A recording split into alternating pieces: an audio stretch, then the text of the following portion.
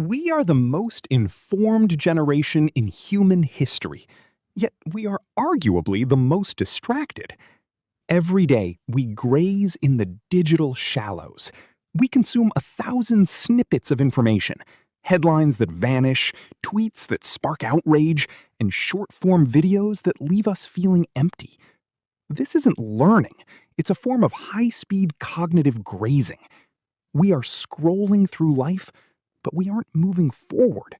We are merely treading water in a sea of digital noise that has no bottom and no shore. Welcome back to the Silver Compass. I'm Duquemarino. Today, we explore the curated reader. In our second act, time has become our most precious currency. Why then do we spend it on the trivial? It's time to move from the frantic pace of the feed to the deliberate, sacred pace of the page. It's time to trade the cheap dopamine hit of the scroll for the soul-deep satisfaction of the study. You are not a vessel to be filled by the noise of the internet. You are a mind to be sharpened by the wisdom of the ages. Today, we leave the shallows behind. The infinite scroll is a dopamine trap.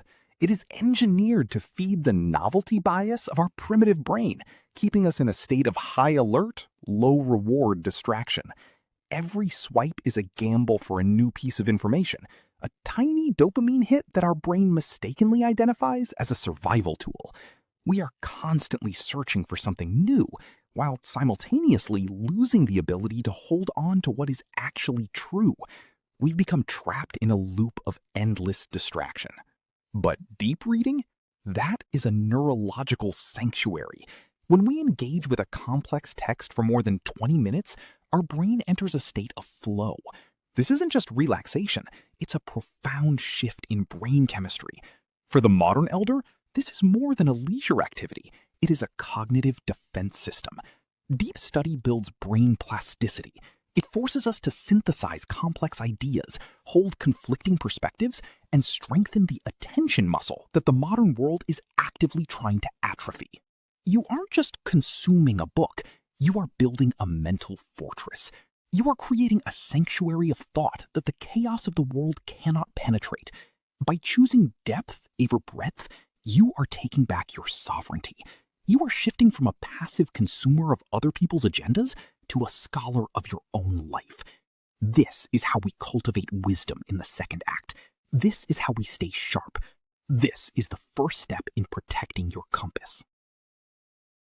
We live in a world of infinite choices, but infinite choice is just another form of imprisonment. The secret to moving from the scroll to the study is the art of curation.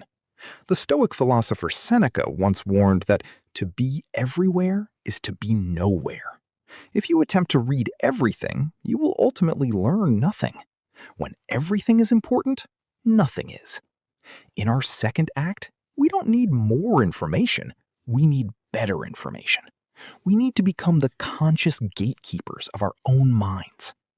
This brings us to the core of the curated reader, the ancient maxim, non multa sed multum. Not many things, but much. It's the philosophy of quality over quantity. Stop reading what everyone is talking about and start reading what has stood the test of centuries. Stop grazing on the latest bestsellers, which are often forgotten in a month, and start feasting on the foundational texts that shaped the world. When you choose to read deeply, you aren't just consuming pages. You are entering a mentorship with the greatest minds in history. Build your personal library of truth. These should be books that challenge your assumptions, books that offer a sensory workout for your intellect, and books that you know you will return to in 10 years. Don't seek to read 100 books. Seek to be deeply, fundamentally changed by a few. Your curriculum should be a reflection of your character, not a reaction to a trend. When you curate your reading, you curate your soul. You are moving from a passive observer to an architect of your own wisdom. Deep study is not a passive act. It is a conversation between two minds, yours and the author's. To move away from the mindless scroll, you must become an active reader. Pick up a pen. The book is not a sacred object to be kept pristine. It is a territory to be explored. Mark the margins, dispute the claims, engage with the arguments. Write your Marginalia, the running record of your thoughts, questions, and breakthroughs as you travel through the text. When you write in your book, you are not defacing it.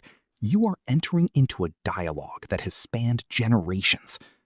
I also recommend keeping a Commonplace Book. This is a central, sacred repository for the wisdom you find.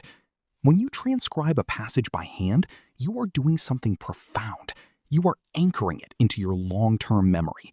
You are physically moving the information from the external page into the architecture of your internal character. This is the difference between simply knowing about a subject and embodying its wisdom. You aren't just reading anymore. You are gathering the building blocks of your own philosophy. You are no longer just a reader. You are an apprentice to the greatest minds in history. You are seasoning your own life stories with the salt of ancient wisdom. By the time you close that journal, you won't be the same person who opened it. You will have built a foundation that no algorithm can shake. So, pick up your pen, open your book, and start the conversation. Stoicism teaches us that reading should never be a performance of intellect, but a practice of character.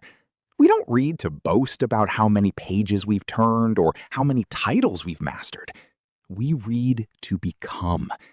Every chapter you finish should leave you slightly more resilient, slightly more focused, and slightly more at peace with the world as it is.